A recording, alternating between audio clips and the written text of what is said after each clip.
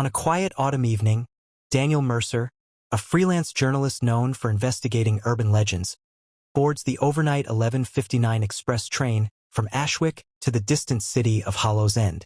The train is nearly empty, just a handful of tired travelers and a few crew members. As the train pulls away from the fog-drenched station, Daniel notices something odd. The conductor never collects his ticket, and the man's uniform looks decades out of date. During the journey, Daniel strikes up a conversation with a woman named Clara, who seems equally intrigued by the train's eerie silence. They both recall reading about a tragic derailment on this very route 50 years ago. The 11:59 express vanished without a trace, and no survivors were ever found. As midnight nears, the lights flicker, and the train slows unexpectedly in a stretch of dense forest.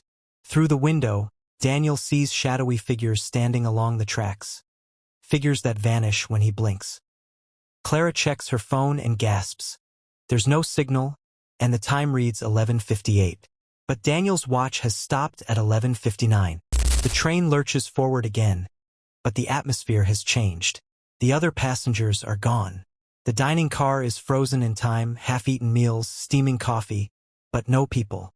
Daniel and Clara explore the cars, calling out, but their voices echo unnaturally.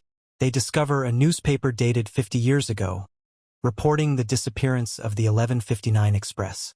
The article mentions that the train was believed to have derailed in Black Pine Gorge, but no wreckage was ever recovered.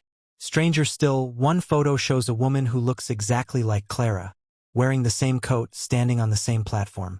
As they search the engine car, they find the conductor sitting motionless in his seat, eyes closed. When Daniel touches his shoulder, the man turns, his face pale, his voice hollow.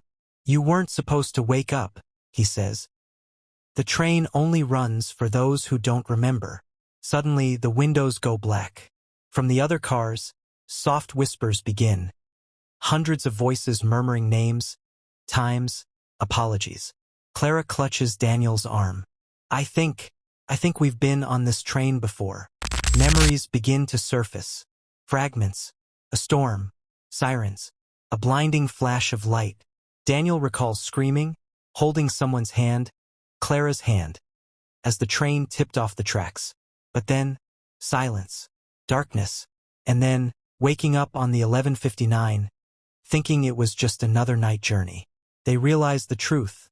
The train never crashed, simply stopped existing in time.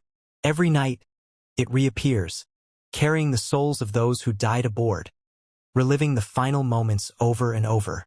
The conductor isn't a man. He's a guide, bound to escort the lost until they remember what happened. But some passengers never do. They sit in silence, staring blankly, doomed to ride forever.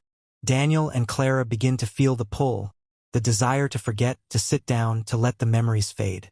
The train hums with a hypnotic rhythm, the lights pulsing like a heartbeat.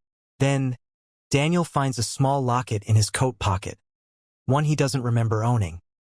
Inside is a photo of him and Clara, dated the night of the accident. On the back, a note in his handwriting. "If you remember, get off at the next stop." But there is no next stop. Or is there? The train approaches a station that isn't on any map, Willows Hollow, a name mentioned only in old railway records, abandoned since the accident. The sign is rusted, the platform covered in vines. The conductor appears once more, this time with a flicker of hope in his eyes. "This is your chance," he whispers. "But only if you both choose to leave." Clara hesitates. "What if forgetting is easier?" she asks. "What if this is all we are now?" Daniel pleads with her, reminding her of their life before. The park where they met, the dog they adopted, the promise to travel the world. One by one, the other passengers rise from their seats, drawn toward the doors, their faces filled with sorrow and relief. As the train slows, Daniel takes Clara's hand. "We remember. That means we're still alive." Inside, they step onto the platform just as the train pulls away, vanishing into the fog like smoke. Behind them, the station begins to crumble, returning to the earth. Dawn breaks over the forest. Daniel and Clara stand at the edge of the road, weak but breathing. They don't speak. They don't need to. Somewhere, deep in the woods, a whistle blows at exactly 11:59, and the train rolls on.